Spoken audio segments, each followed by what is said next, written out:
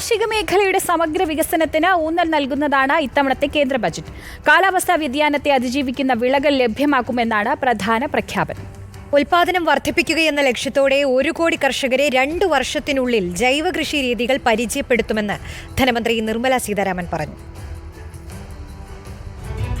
As mentioned in the interim budget, we need to focus on 4 major castes, namely the Garib, Mahilayen, Yuva and Annadata, the poor, women, youth and the farmer.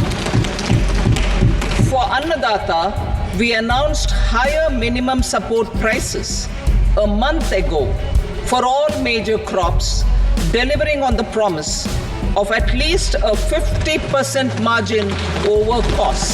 ഇടക്കാല ബജറ്റിൽ കർഷകർക്കായി പ്രഖ്യാപിച്ച പദ്ധതികൾ ഓർമ്മിപ്പിച്ചുകൊണ്ടാണ് ധനമന്ത്രി Nirmala Sitharaman budget അവതരണം തുടങ്ങിയത്.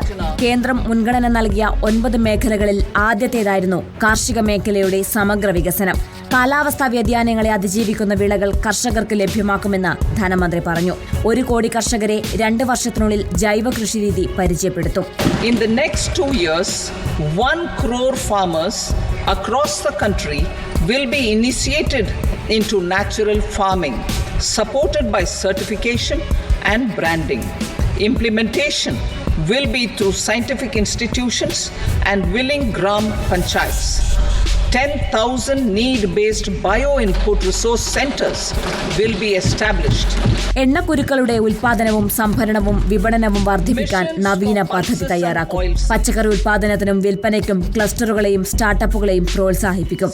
ഈ വർഷം 400 ജില്ലകളിൽ വിളകളുടെ ഡിജിറ്റൽ സർവേ നടത്തും.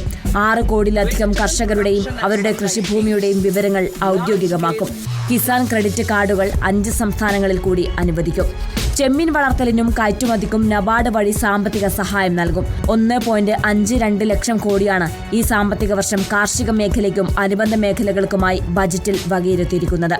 ലോക്സഭാ തെരഞ്ഞെടുപ്പിൽ ശക്തമായി പ്രതിഫലിച്ച കർഷക വിരുദ്ധ വികാരത്തെ മറികടക്കാനുള്ള തീവ്ര ശ്രമത്തിലാണ് കേന്ദ്രമെന്ന് വ്യക്തമാക്കുന്നതാണ് ബജറ്റിൽ കാർഷിക മേഖലയ്ക്ക് നൽകിയിരിക്കുന്ന ഊന്നൽ. News desk reporter.